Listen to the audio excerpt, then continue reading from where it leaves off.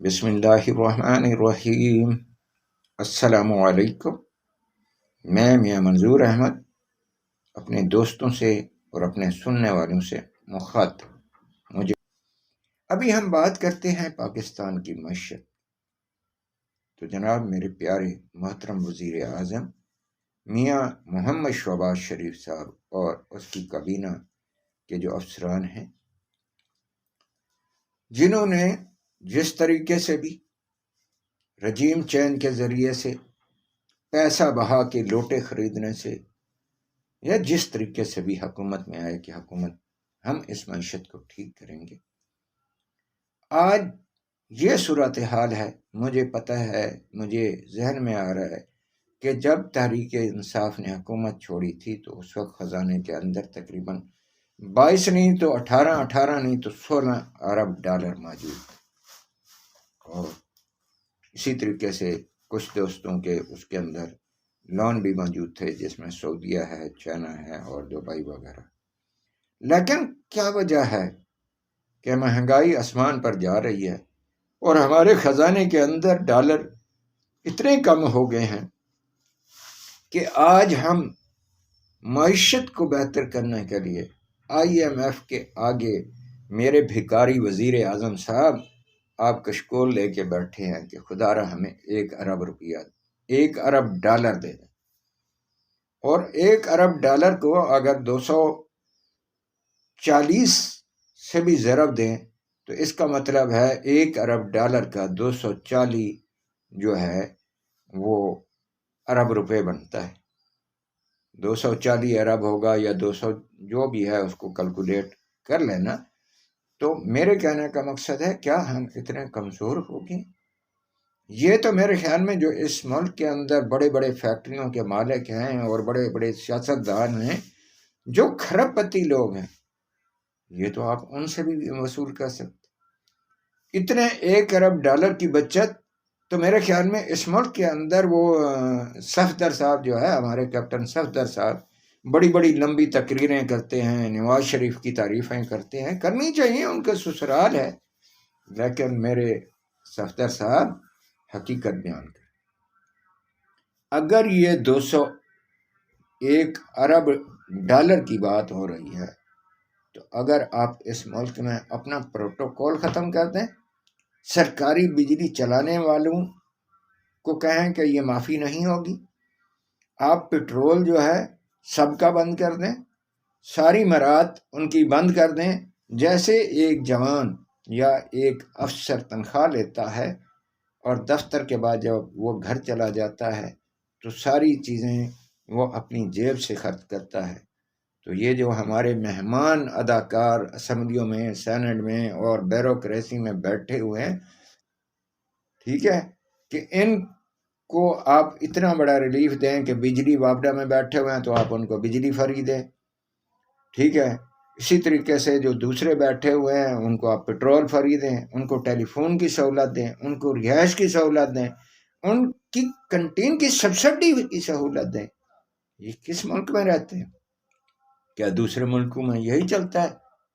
بڑے بڑے land lord اگر کہیں دفتر میں کام کے لیے جاتے ہیں تو وہ لائن میں کھڑے ہوتے ہیں، اور ابھی آپ نے دیکھ لیا کہ ہمارے جنرل باجوہ صاحب کا پاکستان میں طوطی بولتا تھا، اس کے بغیر آپ لوگ چل بھی نہیں سکتے تھے، اسمبلیوں کے چلا رہے تھے۔ اب وہ دبئی کے روڈوں کے اوپر کھڑا ہوگا، اشارے کا انتظار کرتا ہے کہ کب مجھے اشارہ ملے تو میں اس روڈ کو کراس کروں۔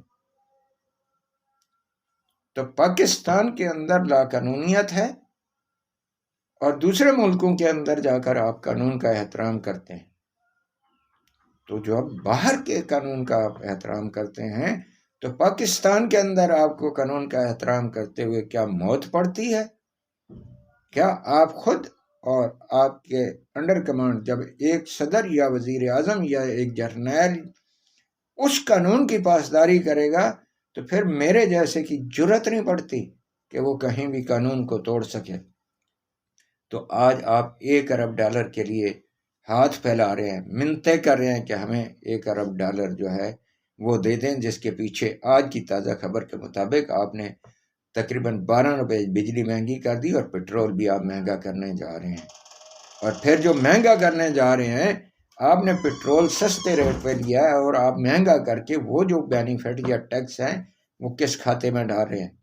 اب بہتر نہیں ہے کہ آپ ان سے $1 ارب ہی نہ لے اور یہی چیز مہنگی کر کے اس کو ایمانداری کے ساتھ وہ پیسہ اکٹھا کریں اور اس عوام کا خزانہ بھریں؟ آپ ایک ٹول پلازے کے دیکھ لیں کہ ٹول پلازے سے دن میں کتنی گاڑیاں گزرتی ہیں، وہاں پہ آپ کی کرپشن ہو رہی ہے۔ سرحدوں سے مال اندر آ رہا ہے، وہاں پہ کرپشن ہو رہی ہے۔ بڑی بڑی کروڑ پتی جو گاڑیاں رکھ کے بیٹھے ہوئے ہیں، آپ ان کو پوچھ نہیں رہے، وہ کچھ نہیں کر رہے، آپ غریبوں کے اوپر ٹیکس لگائے جا رہے ہیں۔ آپ کیا مراد دے رہے ہیں؟ آپ تو سارا پیسہ ہی خرچ پوش علاقوں میں خرچ کریں۔ بہاولپور کی وزٹ کریں، میں آپ کو دکھاؤں ہمارے جو گورنر پنجاب علی الرحمان کا حلقہ ہے، انہی کا علاقہ ہے۔ غریب لوگوں کو دیکھیں گندے پانی ان کے گلیوں میں کھڑا ہے۔ کہیں ماڈل ٹاؤن میں پانی آپ کو نظر آ جائے، سیٹلائٹ ٹاؤن میں آ جائے، کسی کینٹ کے اندر نظر آ جائے؟ نہیں ہے۔ تو آپ ہمیں وہ مراد نہیں دے رہے، لیکن ہمارے سے جو ہے وہ پیسے زیادہ لوگوں سے کما رہے ہیں۔ تو آپ براہ کرم اپنے ان چیزوں کے اوپر غور کریں تو میرے خیال میں یہ سب سے اچھا ہوگا، ورنہ یہ عوام جب آپ کا احتساب کرے گی تو ووٹ سے کرے گی، پھر آپ کا جو صندوقی ہے، جو بکسہ ہے، وہ خالی ملے گا، پھر آپ پچھتائیں گے۔ عوام اب جاگ چکی ہے اور اس کا صلہ ایمانداری سے اگر آپ نے الیکشن کرائے تو آپ کو پتہ لگ جائے گا کہ عوام جو ہے کتنی باشعور۔ مجھے امید ہے کہ آپ جو ہے کچھ پاکستان کی بہتری کے لیے کام کریں گے، ورنہ یہ چھوڑے حکومت۔ اگر ایک موچی کا بچہ ہے، ایک کمہار کا بچہ ہے، ایک لوہار کا بچہ ہے، ایک کسائی کا بچہ ہے، ایک جھاڑو پھیرنے والے کا بچہ ہے، آپ یہ حکومت اس کو دے دیں تو وہ آپ سے بہتر چلا کے دکھائے گا۔ شک ہے تو آپ اس آفر کو قبول کریں اور پھر آپ کا پتہ چل جائے گا کہ آپ کا تمام پروٹوکول بھی بند ہو جائے گا امیر لوگوں کا، اور ان سے پیسے بھی ایک ایک پائی ایمانداری سے وصول کیا جائے گا اور اس ملک کے خزانے کو ایسا بھر دیا جائے گا کہ یہ جو ہمارے مسلم ممالک ہیں ان میں سے سب سے امیر ترین ملک ہوگا۔ آپ کہیں غریبوں کو یہ حکومت دے کے تو دیکھیں۔ اگر انہوں نے وہ کہتے ہیں نا موچی کا سکہ چلا کے اس نے آپ لوگوں کے پیٹ سے پیسے نہ نکال کے اس ملک کے خزانے کا بھرا تو پھر بات کیا۔ اللہ حافظ۔ پاکستان زندہ۔